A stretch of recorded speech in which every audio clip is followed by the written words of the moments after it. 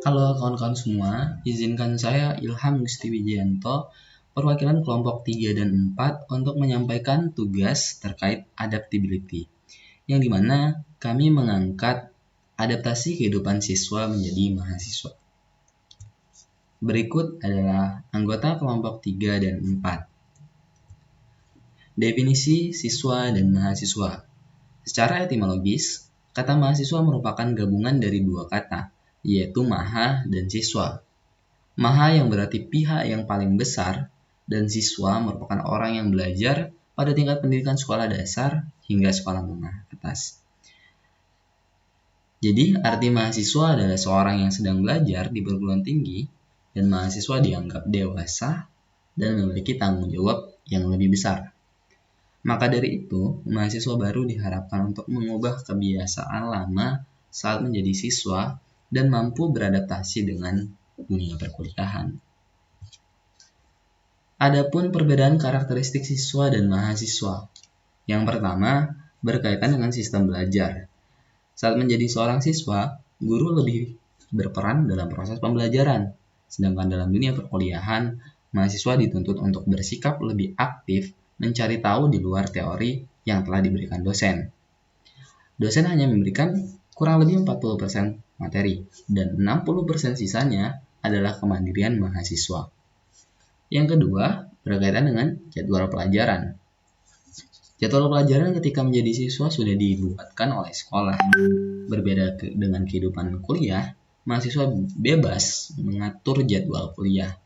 Namun, jumlah mata kuliah bergantung dari indeks prestasi kumulatif mahasiswa tersebut.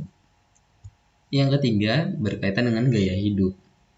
Hal ini lebih membicarakan kemampuan self-management. Manajemen waktu saat SMA lebih mudah mengatur. Lantaran jadwal pelajaran dalam kegiatan sekolah sudah tersistem. Nah, ketika menjadi mahasiswa, kita harus mandiri untuk mengatur jadwal kuliah, kegiatan luar kampus, waktu istirahat, mengerjakan tugas, dan kegiatan-kegiatan lainnya. Yang keempat berkaitan dengan pengumpulan tugas. Baik siswa maupun mahasiswa mempunyai satu hal yang sama, yakni memiliki tugas. Akan tetapi, siswa masih mendapatkan toleransi dari guru jika belum mengumpulkan tugas tepat waktu. Sedangkan ketika menjadi mahasiswa, dosen tidak akan mengejar mahasiswa yang tidak mengumpulkan tugas dan tidak akan mengingatkan ketika memiliki tugas.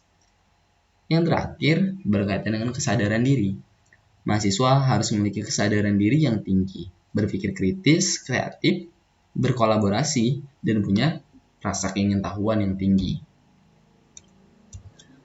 Berikut contoh siswa menjadi mahasiswa. Dalam hal ini, ia adalah mahasiswa baru. Arga merupakan seorang siswa di mana ketika bersekolah sejak SD hingga SMA, ia selalu mendapatkan bimbingan gurunya dalam mengerjakan tugas dan selalu diingatkan gurunya tentang tugas-tugas tersebut. Namun ketika masuk dalam dunia perkuliahan, ia tidak merasakan hal yang sama ketika menjadi siswa. Arga mendapatkan tugas pertama dari dosennya, yaitu mereview jurnal. Namun, instruksi dari dosen tidak begitu lengkap. Dosen menuntut mahasiswa untuk mandiri dan berinisiatif dalam mengerjakan tugas tersebut. Ia merasa bingung dan tidak tahu harus mulai dari mana untuk mengerjakan tugasnya. Pada akhirnya, ia tidak mengerjakan tugas tersebut karena menunggu penjelasan lebih lanjut dari dosennya. Seperti yang biasa ia lakukan ketika SMA saat ia tidak mengerjakan tugas. Namun, dosennya tetap menganggap deadline tugas hanya 1 minggu tanpa adanya waktu tambahan. Akhirnya, Arga tidak mendapatkan nilai. Setelah kejadian tersebut, ia mulai merubah mindset dan mulai beradaptasi pada lingkungan barunya, bahwa mahasiswa bukan lagi individu yang harus dibimbing oleh dosen, tetapi harus mampu bertindak secara mandiri.